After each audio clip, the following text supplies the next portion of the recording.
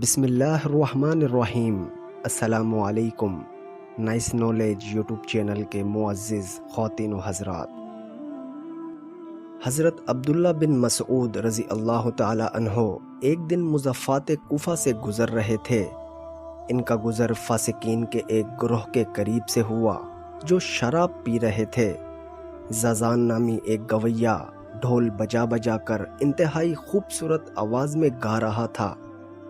آپ رضی اللہ تعالی عنہ نے سن کر کہا، کتنی خوبصورت آواز ہے، کاش کہ یہ آواز قرآن کریم کی تلاوت میں استعمال ہوتی، اور سر پر چادر ڈال کر وہاں سے روانہ ہو گئے۔ زازان نے جب آپ کو دیکھا تو لوگوں سے پوچھا، یہ کون ہیں؟ لوگوں نے بتایا کہ یہ آپ صلی اللہ علیہ وآلہ وسلم کے صحابی حضرت عبداللہ بن مسعود رضی اللہ تعالی عنہ ہیں۔ اس نے پوچھا، انہوں نے کیا کہا؟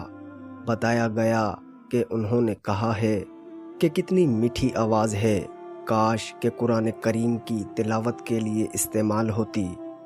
یہ بات سنتے ہی اس کے دل پر ایک رعب سا چھا گیا۔